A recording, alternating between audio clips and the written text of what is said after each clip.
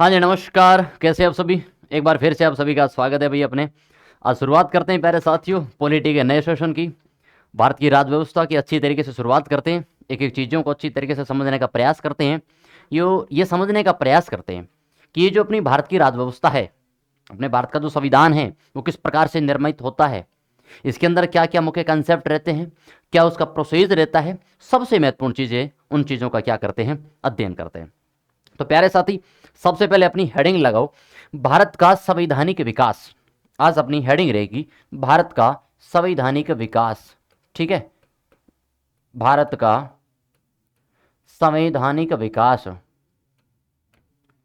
Heading लगाओ, भारत का संवैधानिक विकास क्या रहता है और किस प्रकार से वो कर्म रहता है जिसे भारत के संविधान का क्या होता है, विकास होता है, निर्माण होता है। आज हम जो संविधान देखते हैं, आज हम जो ये संविधान देखते हैं, उस संविधान के जो निर्माण होता है ना, वो प्यारे साथी किस कर्म के अंदर होता है और किस प्रकार से होता है। उन चीज़ों को अच्छी तरीके से समझते हुए एक एक बात का अध्ययन करते हुए चलेंगे। आगे बात समझ में। पहली बात ये हमारे सामने ये रहती है कि प्यारे साथी, ये जो भारत का संविधान है, वास्तव में संविधान शब्द की क्या व्याख्या है, इस संविधान शब्द की क्या परिभाषा है। अपने अगर जनरली बात करें तो संविधान एक वो पुस्तक है जिसमें नियमों और कानूनों का संग्रह है। नियमों और कानूनों का संग्रह है। व्यक्ति को, प्रत्येक व्यक्ति को, चाहे भारत का मजदूर हो, चाहे भारत का नागरिक हो, जो भारत का राष्ट्रपति से लेके मजदूर तक के बीच का जो भी नागरिक हो, उन सभी नागरिकों को संविधान के दायरे के अंदर रहकर कार्य करना होगा। संविधान के दायरे में रहकर कार्य करना होगा। वो संविधान का जो क्राइटेरिया, उसके अंदर जो नियमावली दी गई है, उसके अंदर रह के कार्य करना होगा। तो सबसे पहली बात करते हैं, संविधान क्या है। प्यारे साथी, हमारे सामने बड़ी महत्वपूर्ण परिभाषा रहती है, संविधान क्या रहता है। ठीक है, संविधान क्या रहता है। हम जब इसकी परिभाषा को समझते हैं कि ये नियमों और कानूनों का, नियमों व कानूनों की, नियमों और कानूनों का संग्रह है। भाई, नियमों और कानूनों का क्या है, संग्रह है। आगे बात समझ में। और प्यारे साथी, आपको एक जानकारी दे दूं कि पॉलिटी के अंदर, राजव्यवस्था के अंदर हमारे लिए सबसे महत्वपूर्ण चीज़ें रहती है वो केब, ग्लोसरी, शब्दावलियाँ, उन शब्दों के अर्थ को समझना। आगे बात समझ में। तो नियमों और कानूनों का संग्रह क्या कहलाता है भाई, अपने ध्यान रखना, क्या कहलाता है, अपने कह सकते हैं संविधान। ये चीज़ें रहती है। अब हमारा जो संविधान निर्माण हुआ है, वर्तमान का जो संविधान है, उसके बनने से पहले का प्रोसेस जानना है। वर्तमान में जो संविधान है कि अनुच्छेद, आर्टिकल, उसके अंदर मूल कर्तव्य, नीति निर्देशक तत्व, ये जो सभी बातें हैं, इसके निर्माण से पहले का कर्म क्या है, उस कर्म को जानना है, उसका सीक्वेंस जानना है। उससे पहले क्या क्या, किसने शासन किया था, किसके द्वारा उन नियमों को जारी किया गया था। तो भारत का जो संवैधानिक विकास है, वो प्यारे साथी दो कर्म के अंदर क्या होता है, दो पार्टों के अंदर, दो भागों में भारत का संवैधानिक विकास होता है। दो भागों में भारत के संविधान का विकास होता है। भारत के संविधान का विकास होता है। भारत के संविधान का विकास होता है। विकास होता है। अब देखो प्यारे साथी, दो कर्म सबसे महत्वपूर्ण चीज़ है। ये जो दो भाग है वो सबसे महत्वपूर्ण है। यहीं से अपनी क्या हो जाती है, शुरुआत हो जाती है।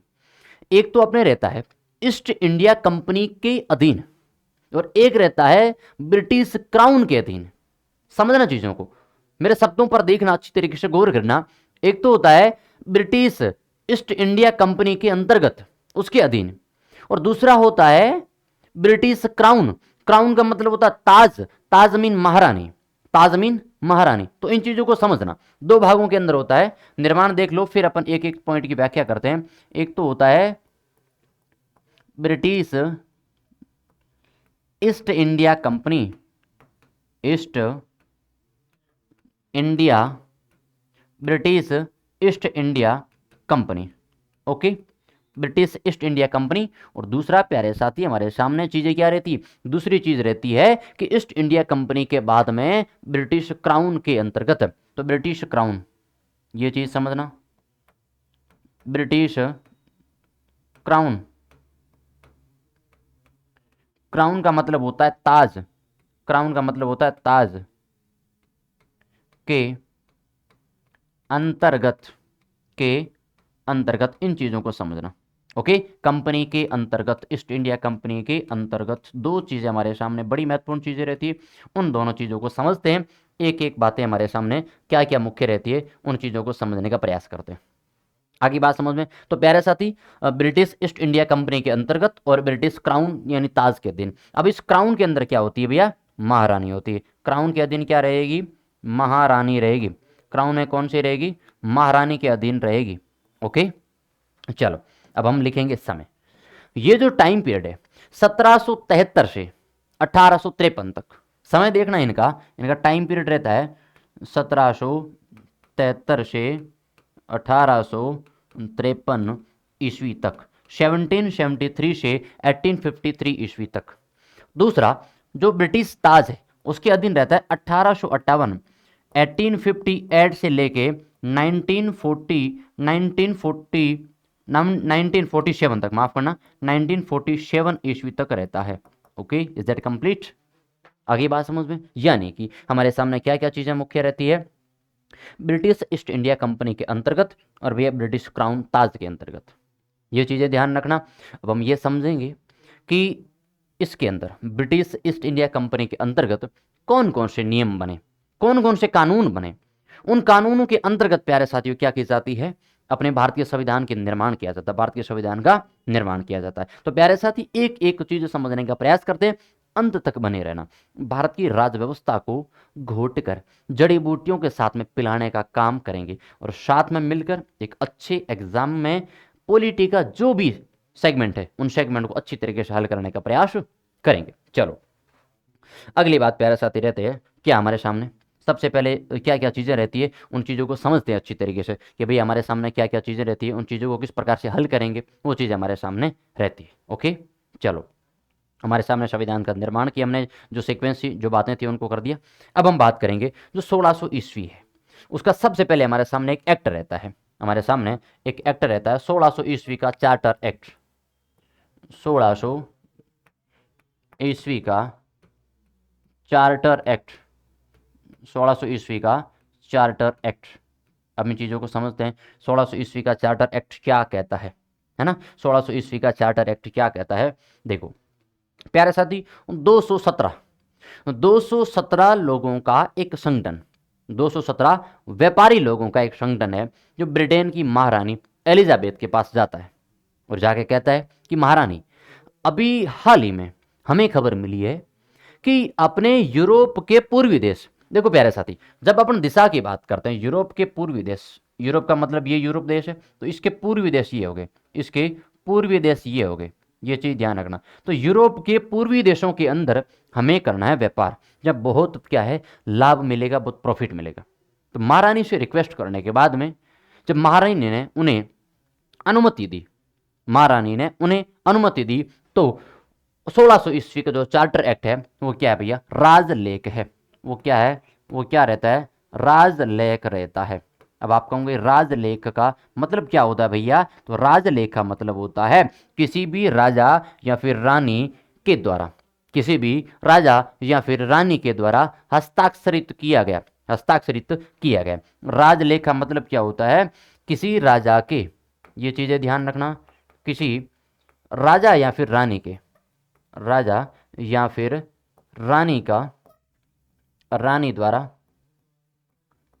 हस्ताक्षरित, हस्ताक्षरित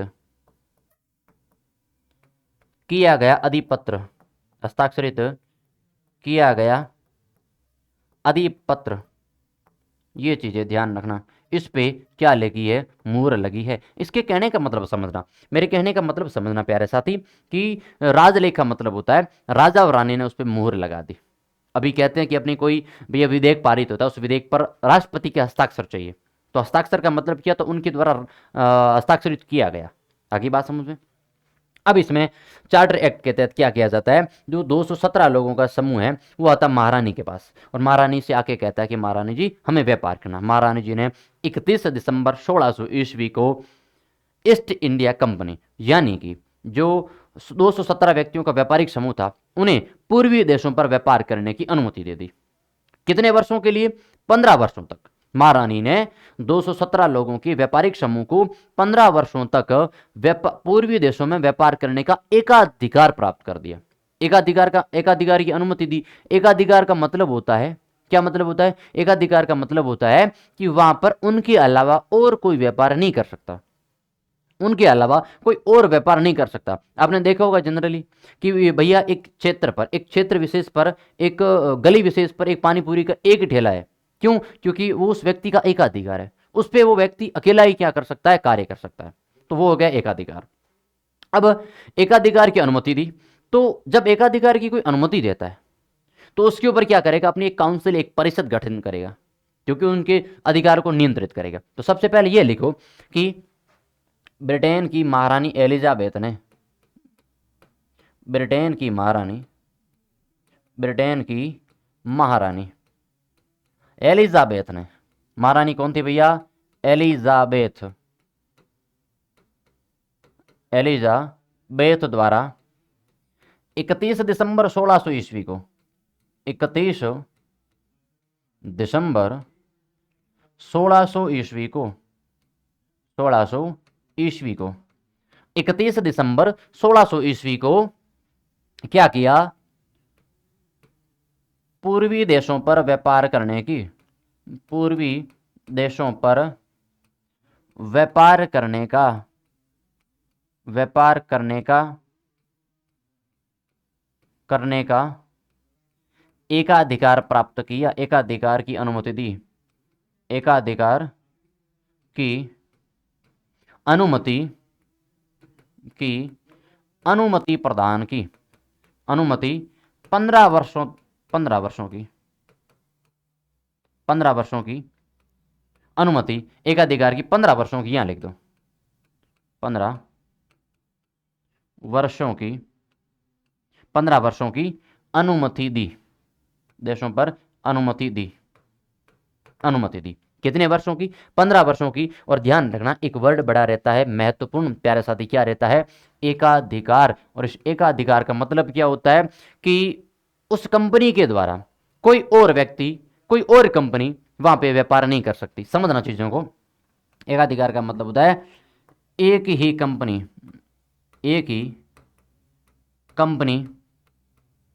व्यापार करेगी, एक ही कंपनी व्यापार करेगी। इस चीज को समझना अच्छी तरीके से, है ना, एक एक चीजें समझना। फिर दूसरी बात, यहां जो समूह था, वो समूह के अंदर, इस व्यापारिक समूह के अंदर प्यारे साथी 217 लोगों का समूह था, 217 व्यापारियों का समूह था। मैंने एक एक चीज बताई पहले, फिर लिखवा रहा हूं।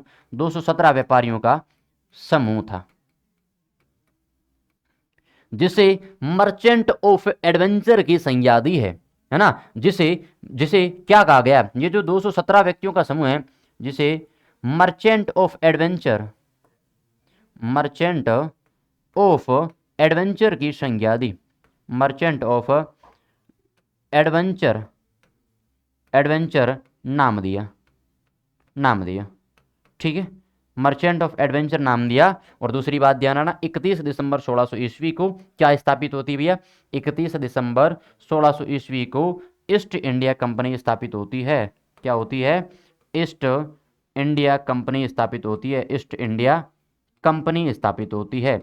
और ये ध्यान रखना, ये ईस्ट इंडिया कंपनी 31 दिसंबर 1600 ईस्वी को इंग्लैंड में स्थापित होती है, भारत में नहीं होती। एक चीज इसको समझना, आज तक का सबसे बड़ा मिथ्या है।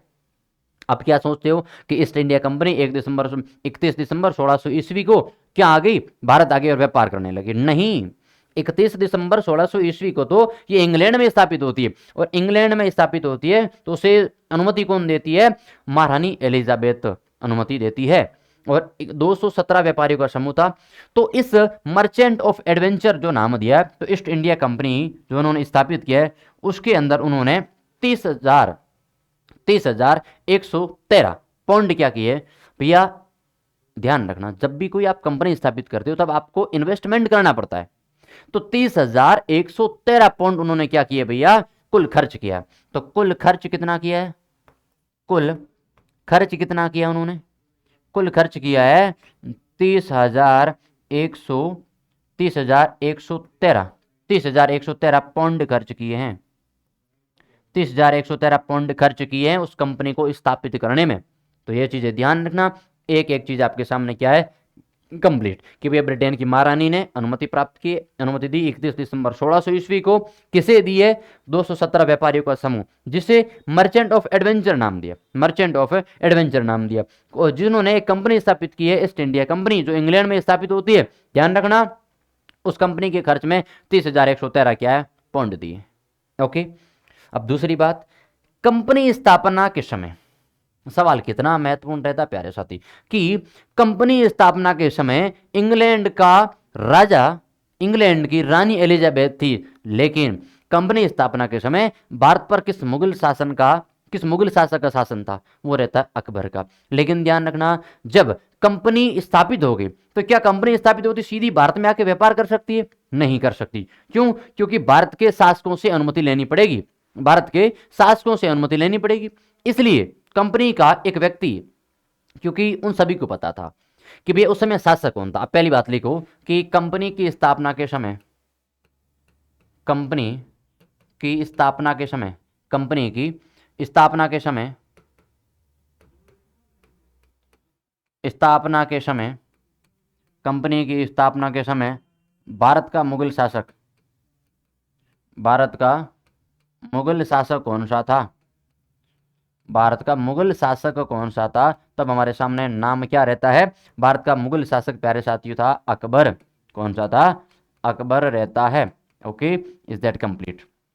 अब अगर अगर उस कंपनी को भारत में व्यापार करना है तो अकबर से क्या लेनी पड़ेगी? अनुमति। तब उस कंपनी ने एक व्यक्ति को नियुक्त किया। उस व्यक्ति का नाम क्या रहता है? बड़ा अच्छा नाम रहता है बेचारे को, है ना, कैप्टन हॉकिंस। बेचारे को यूं ही फंसाया। कंपनी ने क्या है, एक व्यक्ति को नियुक्त किया, कंपनी ने एक व्यक्ति को नियुक्त किया, कंपनी ने ध्यान रखना, उससे पहले मैं और चीज़ समझा देता हूं कि कंपनी ने एक व्यक्ति को नियुक्त किया क्यों? क्योंकि यहाँ के मुगल शासक कौन सी भाषा बोलते थे? फारसी भाषा। मुगल शासक कौन सी भाषा बोलते थे? फारसी भाषा बोलते थे, फारसी भाषा बोलते थे। अब अंग्रेज व्यक्तियों को फारसी आना पॉसिबल नहीं है, इसलिए उन्होंने एक व्यक्ति नियुक्त किया, कैप्टन हॉकिंस। कैप्टन हॉकिंस को फारसी सिखाई। कैप्टन हॉकिंस को भी नहीं आती थी, लेकिन कैप्टन हॉकिंस को फारसी सिखाई। सिखाने के बाद में कैप्टन हॉकिंस ने क्या किया? अकबर के पास में, अकबर के लिए एक पत्र लिखता और अकबर के लिए से मिलने के लिए, अनुमति प्राप्त करने के लिए रवाना होता। पहली बात ध्यान रखना, कंपनी ने एक फारसी सिखाकर, फारसी भाषा का ज्ञाता, फारसी भाषा का ज्ञाता कौन था? Captain Hawkins. Captain Hawkins. अब कैप्टन हॉकिंस ने क्या किया भैया? एक पत्र तैयार किया। किसके लिए? कैप्टन हॉकिंस ने एक पत्र तैयार किया अकबर के लिए। पत्र तैयार किया किसके लिए? अकबर के लिए। तैयार किया अकबर के लिए। लेकिन एक चीज समझना, जब कैप्टन हॉकिंस भारत आता है, जब कैप्टन हॉकिंस भारत आता है, कहां पर आता है? भारत आता है। भारत आता है, तब तक भारत का शासक कौन बन गया था? बाबर, हुमायूं, अकबर के बाद में जहांगीर बन गया। कौन बन गया? जहांगीर बन गया। ठीक है। अब जब शुरुआत के अंदर भाई कैप्टन हॉकिंस यहाँ आता है तो जहांगीर के दरबार में उनसे मिलता है। जहांगीर ने उसको मनसबदार बनाया, है ना, उनको सैलरी देना शुरू कर दिया। जहांगीर के द्वारा कैप्टन हॉकिंस की इच्छा के अनुसार विवाह करवाया जाता है। जहांगीर बड़ा शराब में लिप्त रहने वाला आदमी था, बड़ा शराबी व्यक्ति था। शराब को बैन कर दिया लेकिन खुद बड़ा शराब पीता था। तो हॉकिंस क्या करता है? हॉकिंस बेचारा ये सोचता है कि जहांगीर से मिलूं कब, है ना। तो जहांगीर से मिलने के लिए क्या किया उसने? रेड वाइन मंगवाई, है ना, विस्की मंगवाई और मंगवा के उसको दी। वो मंगवाते मंगवाते ला के रखी, वो पी लिया, शराब पी लिया। शराब पीने के बाद में कैप्टन हॉकिंस पूछता है कि सर वो अपने, वो तो शराब वराब तो ठीक है, लेकिन अपने व्यापार की कुछ बातें करनी थी, बिजनेस की कुछ बातें करनी है। तो कुछ दूसरी बात, बार बार डर भी लगता था। क्यों? क्योंकि एक बार जहांगीर के सामने उसके एक सैनिक ने कह दिया कि हमारा थोड़ा वेतन बढ़ाया जाए। तो उसने उस सैनिक को शेरों के सामने डाल दिया कि जा इससे युद्ध कर। है ना, तो थोड़ा डर भी लगता था। एक समय के बाद में हॉकिंस क्या करता है भाई, हॉकिंस अनुमति प्राप्त करने में क्या हो जाता है, असफल हो जाता है। हॉकिंस अनुमति प्राप्त करने में असफल हो जाता है। अनुमति की बात अपन बाद में करेंगे, अभी अपन क्या करते हैं कि सीक्वेंस जो निर्धारित किया उस सीक्वेंस के अनुसार चलते हैं। ओके, ठीक है, एक सीक्वेंस के अनुसार जो चलते हैं उस सीक्वेंस के अनुसार चलते हैं, उन चीज़ों को एक एक समझने का क्या करते हैं, प्रयास करते हैं। फिर प्यारे साथी हमारे सामने रहता है 1600 ईस्वी का चार्टर एक्ट। क्या रहता है, लिखो 1600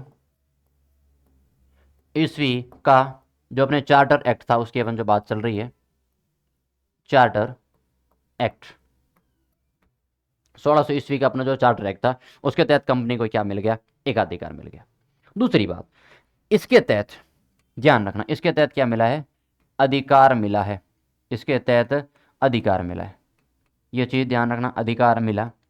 अब दूसरी चीज़ हमारे सामने एक और महत्वपूर्ण रहती है कि अगर किसी कंपनी को स्थापित किया है तो उस कंपनी पर कुछ कंट्रोल होना चाहिए, क्योंकि जब भी कोई व्यक्ति अपने अधिकार को लेकर किसी और स्थान पर जाता है तो कहीं नहीं को अपने अधिकारों का क्या करेगा, मिसयूज करेगा। तो इसलिए कंपनी ने क्या किया, ब्रिटिश क्राउन ने, ब्रिटिश जो व्यक्ति थे, जो वह रानी थी, तो ब्रिटिश रानी ने क्या किया, कंपनी पर एकाधिकार करने के लिए, कंपनी पर नियंत्रण रखने के लिए उन्होंने क्या कर दिया, एक भैया रूल्स निकाल दिए। क्या निकाल दिए, रूल्स। लिखो लिखो, महारानी ने, महारानी ने, महारानी ने कंपनी पर नियंत्रण रखने के लिए, कंपनी पर नियंत्रण रखने के लिए, नियंत्रण रखने के लिए, रखने के लिए गवर्नर एवं परिषद का गठन कर दिया। कंपनी ने कंपनी पर नियंत्रण रखने के लिए क्या कर दिया, गवर्नर एवं परिषद का गठन कर दिया। गवर्नर एवं परिषद का गठन कर दिया भाई। क्या कर दिया, गवर्नर एवं परिषद का गठन कर दिया, परिषद का गठन हुआ। अब देखो, अब इस गवर्नर और परिषद का कार्य क्या था, इसका काम था कि कंपनी के अधिकारों पर नियंत्रण रखना।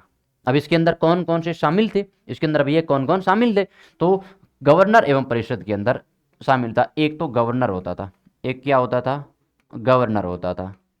दूसरा एक उप गवर्नर होता था, दूसरा एक उप गवर्नर होता था, उप गवर्नर होता था।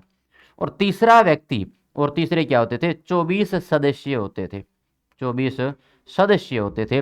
ये चीज़ें ध्यान में रखना, बड़ी इंपॉर्टेंट रहती है, ये चीज़ बड़ी इंपॉर्टेंट चीज़ रहती है कि उन्होंने गवर्नर एवं परिषद का गठन किया, जिसके अंदर एक गवर्नर, एक उप गवर्नर और 24 सदस्य थे। आगे बात समझ में, यहां तक मेरे हिसाब से किसी भी साथी को कोई डाउट नहीं होगा।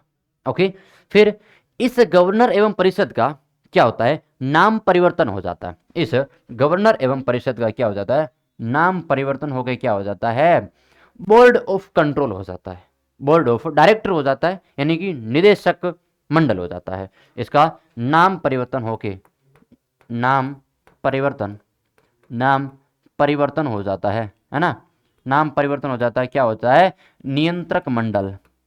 क्या हो जाता है, नियंत्रक मंडल, नियंत्रक मंडल, है ना, नियंत्रक मंडल इसका क्या हो जाता है, नामकरण हो जाता है। लेकिन सबसे महत्वपूर्ण चीज हमारे सामने और यह रहती है कि यहाँ के जो सदस्य थे, इनके जो सदस्य थे, इस सदस्य की जो अपने कह सकते हैं समयावधि था, कार्यकाल था, इन कार्यकाल, तो वो कितना रहता है, कार्यकाल रहता है प्यारे साथी 1 वर्ष। कितना रहता है, 1 वर्ष उनका क्या था, कार्यकाल था।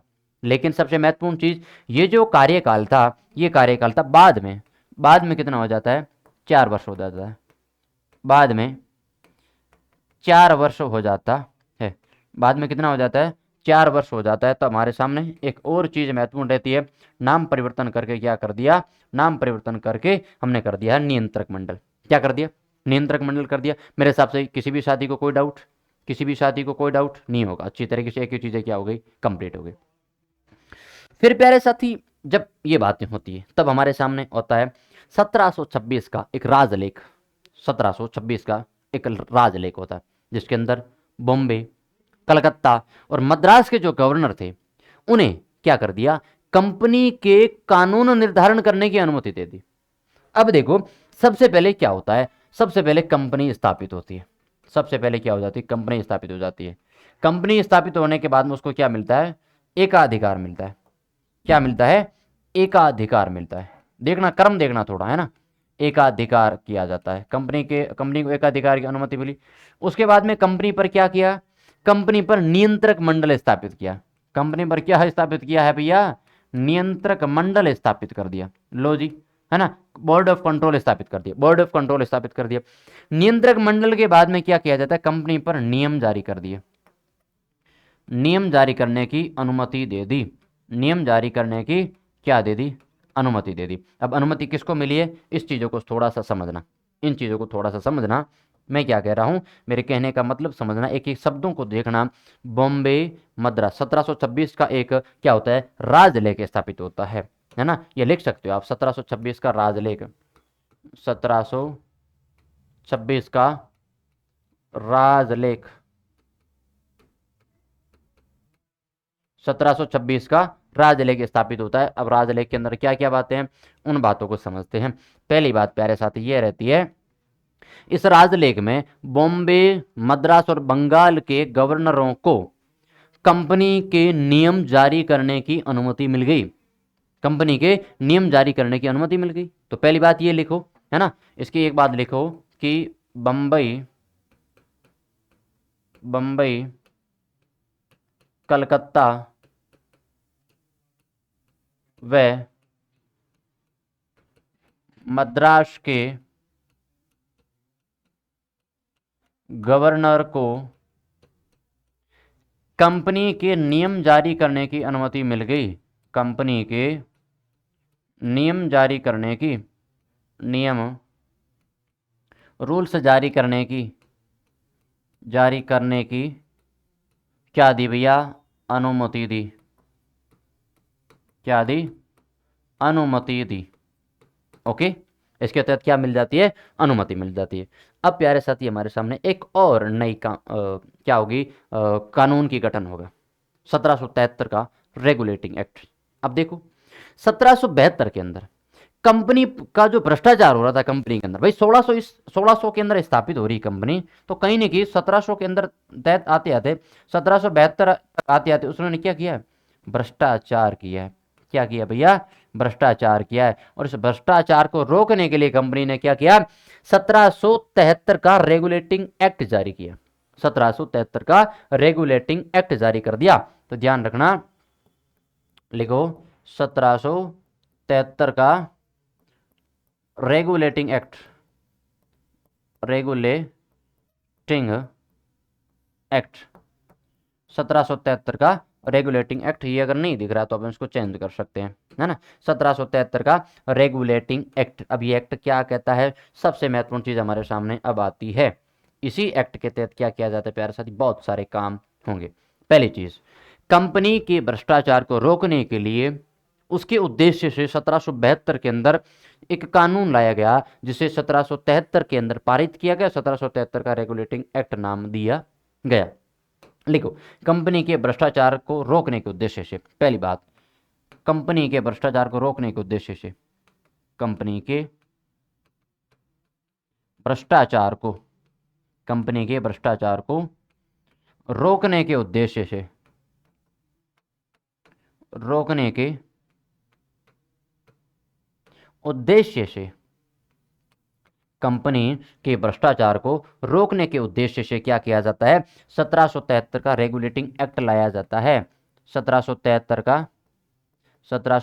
का रेगुलेटिंग एक्ट लाया जाता है, रेगुलेटिंग एक्ट लाया जाता है, रेगुलेटिंग एक्ट लाया जाता है। ये रेगुलेटिंग एक्ट कब आता है, 1773 ईस्वी के अंदर आता है।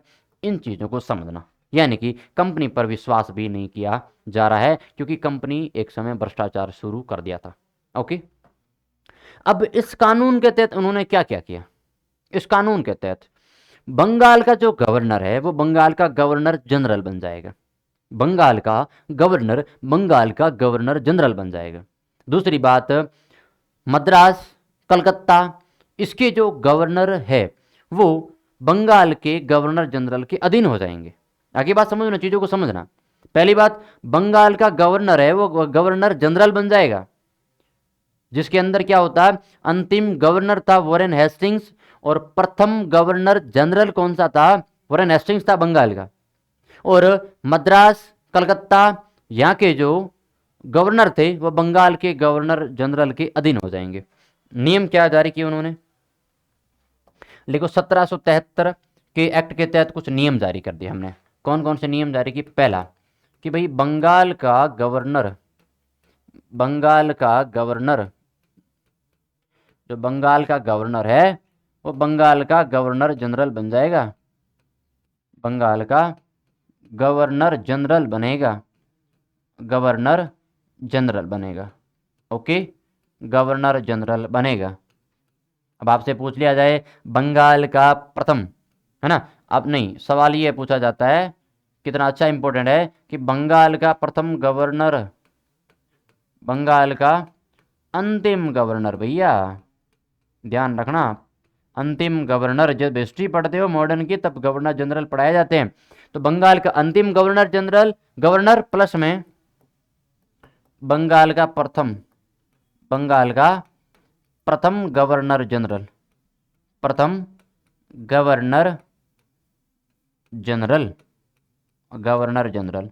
ये प्यारे साथी कौन था, ये कौन था, तब हमारे सामने एक नाम रहता है वॉरेन हेस्टिंग्स। क्या रहता है, Warren, Warren Hastings, Warren Hastings रहता है। इन चीज़ों को समझना, क्या रहता है, वॉरेन हेस्टिंग्स रहता है। फिर अगली हम जो बात करना चाहते हैं, दूसरा नियम क्या था, दूसरा नियम यह था कि मद्रास और कलकत्ता के गवर्नर बंगाल के गवर्नर जनरल के अधीन रहेंगे। आगे बात समझ में, दूसरा नियम क्या कहता है, दूसरा नियम कहता है कि मद्रास व कलकत्ता, कलकत्ता के गवर्नर, कलकत्ता के गवर्नर बंगाल के गवर्नर जनरल के अधीन रहेंगे, बंगाल के गवर्नर जनरल के, बंगाल के गवर्नर जनरल के अधीन रहेंगे, के अधीन रहेंगे। ओके, यानी कि ये क्या कर दिया भैया, कंपनी पर कुछ कंट्रोल स्थापित कर दिया, कंपनी पर कुछ कंट्रोल स्थापित कर दिया। अब देखो, ये जो बंगाल के गवर्नर जनरल है, ये बंगाल का जो गवर्नर जनरल है, उसकी सहायता के लिए 4 सदस्यीय कमेटी स्थापित की है। इसकी सहायता के लिए, चीजों को समझना, इसकी सहायता के लिए 4 सदस्य की, 4 सदस्य की कमेटी स्थापित की है, 4 सदस्य की कमेटी स्थापित की है। प्यारे साथी एक एक चीज समझना, मेरी मुख्य मुख्य जो जो चीजें हैं उन चीजों को अच्छी तरीके से समझेंगे। अब देखो, बंगाल के गवर्नर जनरल की सहायता के लिए 4 सदस्य की क्या स्थापित की है, कमेटी स्थापित की है। अब इन 4 सदस्यों के अंदर क्या क्या कौन कौन शामिल होगा, देखो इस सहायता के लिए जो कमेटी है उस कमेटी के अंदर 2 व्यक्ति शामिल होंगे। 2 व्यक्ति का मतलब होता है, एक तो होगा जी गवर्नर जनरल प्लस में 4 सदस्य, 4 सदस्य शामिल होंगे। अब देखना कि भैया अगर वो कुछ एक्ट पारित करेंगे तो गवर्नर जनरल का जो मत होगा वो होगा निर्णायक मत।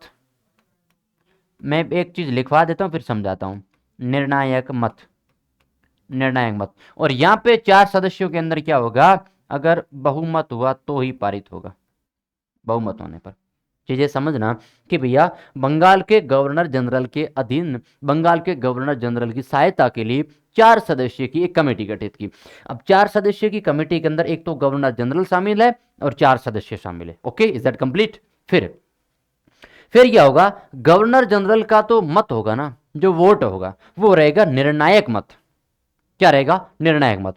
दूसरी बात, ये जो 4 सदस्य है, इन 4 सदस्यों के अंदर अगर कोई एक्ट पारित करना है तो बहुमत से होना चाहिए। और प्यारे साथी आपसे थोड़ा सा कॉमन सेंस के लिए पूछ लूं, बहुमत कितना होगा, ध्यान रखना, बहुमत के लिए 3 सदस्य चाहिए। बहुमत के लिए कितने सदस्य चाहिए, 3 सदस्य बहुमत के लिए चाहिए। ओके, फिर दूसरी बात, इन सभी चीजों को देख के मेरे दिमाग में एक चीज आती है, है ना। मेरे दिमाग में एक चीज जरूर आती है, क्या होती है भैया, कार्यपालिका का यहाँ क्या हो जाता है, उदय हो जाता है। यहाँ पर प्यारे साथी अपनी कार्यपालिका का उदय हो जाता है, ये चीज लिखना, कार्यपालिका,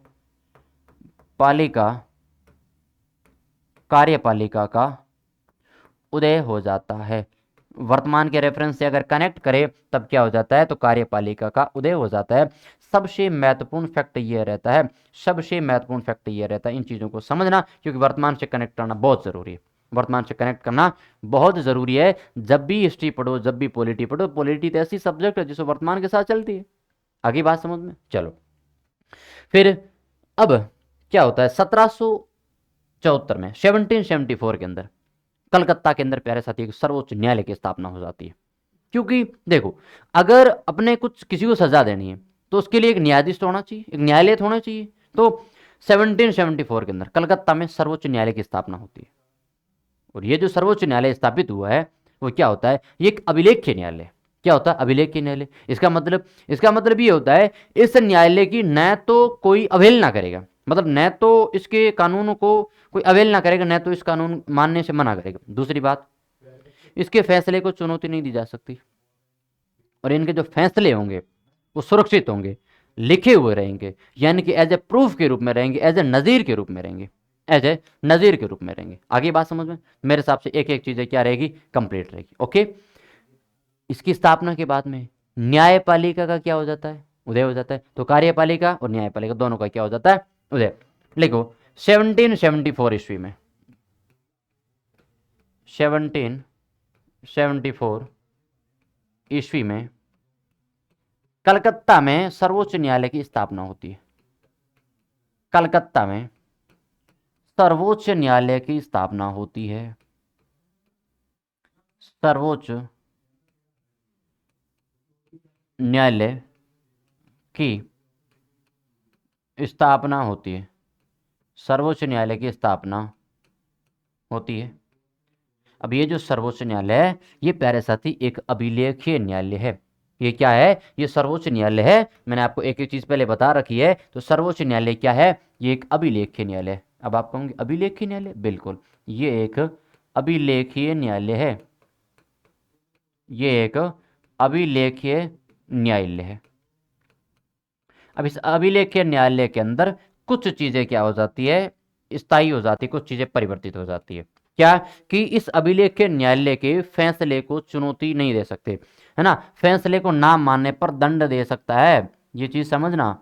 फैसले को ना मानने पर, फैसले को, फैसले को न मानने पर, न मानने पर पनिश कर दिया जा सकता है, दंड किया जा सकता है। दूसरी बात, अगर फैसला क्या होगा, सुरक्षित रहेगा, लिखा हुआ रहेगा, प्रूफ में रहेगा, नजीर के रूप में रहेगा, तो फैसला क्या रहेगा, फैसले सुरक्षित रहेंगे। फैसले क्या रहेंगे, सुरक्षित रहेंगे भाई, फैसले सुरक्षित रहेंगे। और प्यारे साथी, सुरक्षित रहेंगे तो ध्यान रखना, नजीर के रूप में रहेंगे, प्रूफ के रूप में रहेंगे।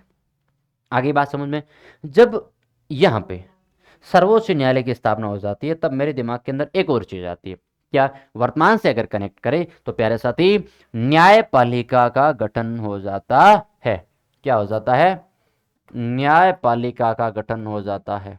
इस चीज को समझना, न्यायपालिका का गठन हो जाता है, न्यायपालिका का गठन हो जाता है। मेरे अपने दिमाग के अंदर दोनों को कनेक्ट करते हुए चलना है, क्योंकि अपने पॉलिटी पढ़ रहे हैं तो राज व्यवस्था के अंदर क्या रहेगी, दोनों चीज़ों को कनेक्ट करते हुए ही चलना है। आगे बात समझ में, तो यानी कि अभिलेखीय न्यायालय फैसले को न मानने पर क्या दिया जा सकता है, दंड दिया जा सकता है। फैसले सुरक्षित रहेंगे, नज़ीर के रूप में रहेंगे। और ध्यान रखना, न्यायपालिका क्या क्या हो जाता है, गठन हो जाता है। इस न्यायपालिका में, इस न्यायपालिका के अंदर प्यारे साथी क्या हो जाता है, ये ध्यान रखना, चार, तो अपन कह सकते हैं भैया तीन तो क्या रहेंगे, अन्य सदस्य, अन्य न्यायाधीश रहेंगे, और एक क्या रहेगा, मुख्य न्यायाधीश रहेगा। ध्यान रखना, एक मुख्य न्यायाधीश रहेगा, एक मुख्य न्यायाधीश रहेगा, एक मुख्य न्यायाधीश रहेगा। और प्यारे साथी ध्यान रखना, तीन अन्य न्यायाधीश रहेंगे, तीन अन्य न्यायाधीश रहेंगे। ओके, 3 अन्य न्यायाधीश रहेंगे। आगे बात समझे, मेरे हिसाब से किसी भी शादी को कोई डाउट नहीं होगा, है ना। चलो फिर प्यारे साथियों, हमने कंपनी पर भ्रष्टाचार को रोकने के लिए कुछ कानून बनाए, लेकिन क्या कंपनी रुक गई? तो कंपनी पर नियंत्रण रखने के लिए हमने क्या किया कि कंपनी के प्रत्येक सदस्य को, जो 24 सदस्य जो सदस्य थे 24, मैंने आपको बताया जो 24 सदस्य थे, इन 24 सदस्यों का क्या किया, प्रत्येक वर्ष में एक चौथाई सदस्य क्या रहेंगे भैया, रिटायरमेंट ले लेंगे। कार्यकाल कितना रहेगा, मतलब सेवानिवृत्त हो जाएंगे, तो कार्यकाल कितना हो जाएगा, 4 वर्ष का हो जाएगा, है ना। तो एक चौथाई का मतलब हो जाएगा 6 सदस्य नए आएंगे, 6 सदस्य क्या आएंगे, नए आएंगे। दूसरी बात, इनको नियंत्रित करने के लिए इनके जो शेयर होने चाहिए वो 1000 पाउंड इनके क्या होने चाहिए, शेयर होने चाहिए। नहीं तो पहले इनकी सीमा थी 500 पाउंड और फिर कर दी 1000 पाउंड। ठीक है, और ये 1000 पाउंड वाला ही क्या कर सकता है, वोट करने का अधिकार प्राप्त कर सकता है, नहीं तो वोट नहीं कर सकते आप। दूसरी बात, कर्मचारी बिना लाइसेंस के, कर्मचारी क्या कर सकता है, बिना लाइसेंस के निजी व्यापार नहीं कर सकता। बिना लाइसेंस के वो क्या नहीं कर सकता, अपने कह सकते हैं भैया किसी की भेंट नहीं ले सकता, उपहार नहीं ले सकता, रिश्वत भी नहीं ले सकता। तो कुल मिला के बातें क्या हो जाती है, इस प्रकार की चीजें रहती है। ये चीजें समझना, एक एक बातें आपके सामने कंप्लीट है, तो लिखो, शुरुआत करते हैं वापस से।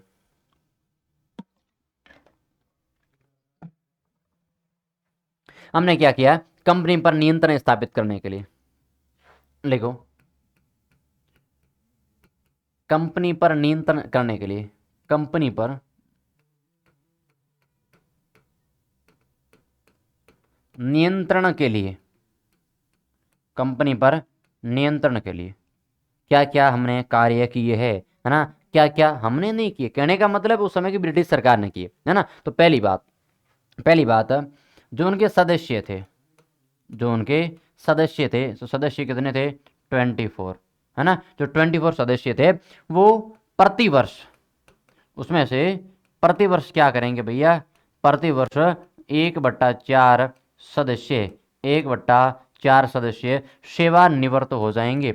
क्या हो जाएंगे, सेवानिवृत्त हो जाएंगे, सेवानिवृत्त हो जाएंगे, सेवानिवृत्त, माफ करना, सेवानिवृत्त हो जाएंगे, है ना, सेवानिवृत्त हो जाएंगे।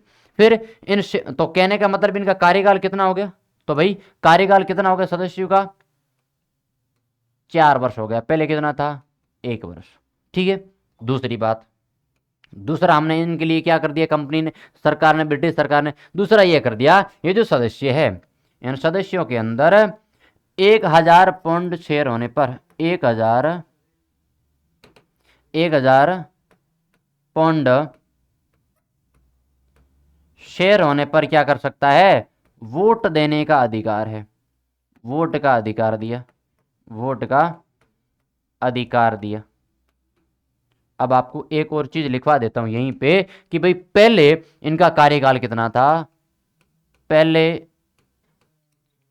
पहले कितना था, 1 वर्ष, फिर क्या हो गया, 4 वर्ष, फिर पहले ये 500 था, पहले कितने पाउंड थे, पहले 500 पाउंड क्या होने चाहिए, शेयर होने चाहिए, अभी कितने हो गए भैया, 1000 हो गए। ओके।